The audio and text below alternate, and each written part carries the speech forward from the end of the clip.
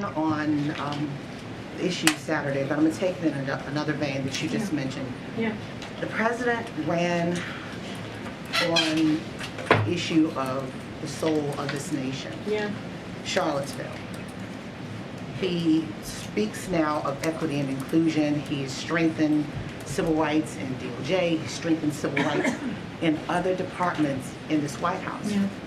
But where are the teeth when it comes to changing this hate that has been plaguing this nation since the inception of this nation?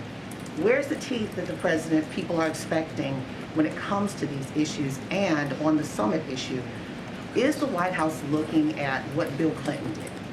The precedent of having the race initiative. We brought people from all walks of life together to discuss issues of race, the browning of America. Is the president looking at that as well? And then I have another question. Oh, okay. Okay, stop there. Okay. This is a president that has been very clear about race in this country, right? When he walked in, he talked about the multiple crises that were facing us as a country. He talked about COVID, the economy, climate, and where we are with race. And he's called it a crisis. And he made it a point in his administration, what he can do on the federal level to really deal with that in a way that we've not seen before. One of the first things that he signed when he walked into this presidency is an executive order to make sure that there's fairness, equality, and representation in the federal government, in federal agencies. And that is something that Susan Rice and her team, the Domestic Policy Council, has taken on. And they've made that a priority. Look, I know, April, and we all know, there's still so much work to be done. This president is committed to that work, and he has not shied away from it. He has called out the hatred that we have seen, the violence that we have seen when it comes to racially motivated attacks. He's been very, very clear on that. Is there more work to be done? Absolutely. Is the team here looking to see what else we can do? Absolutely. And so we're just going to continue to do that work. But I do want to say, tomorrow, the president wants to go to a community. He wants to grieve with them. And he wants to send a message to the entire country that we stand behind them and with them. And that is so important as well as a president.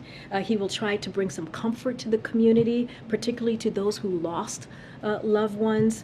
And, we hear him discuss some of things he said Saturday about the hate must have no safe harbor. You heard me say that. It's probably the third time I've said this in this briefing. And it really does. It doesn't in this country. And so any racially motivated hate crime is abhorrent to the very fabric of this nation. And so that's what you're going to see him do. And that is going to be the focus tomorrow. And the second other opposite question. You're making history. No. Yeah. On so many levels. So many communities are so proud of you. We're hearing it on social media everywhere. You're the first. What does that mean for the broader community, particularly Washington? White male dominated still, even though we had the first black president. The broader society that is majority does not look like you. No. What does this say? Because it's not window dressing. It's more than that.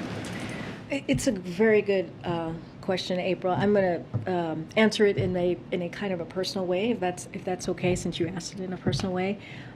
So I have not read a lot of the things that have been written about me because I wanted to focus on the work at hand, and I do believe it's not about me. It's about this place.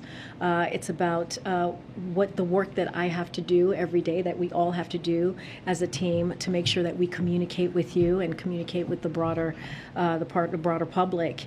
But there was something that moved me, and I think this speaks to what you're asking, which is there was a story about my elementary school.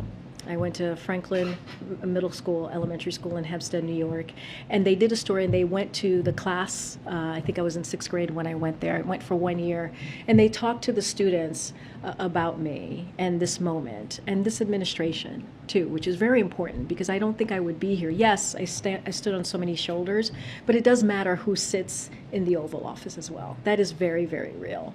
And these kids wrote me a letter, and in the letter, they talked about how they can dream bigger because of me standing behind this podium. And that matters. Like, as I started out in the beginning, representation matters.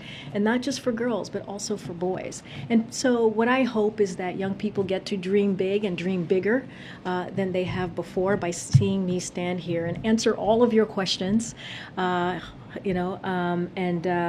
have a healthy dialogue as I discussed. And so I think it is important. And so I appreciate the question.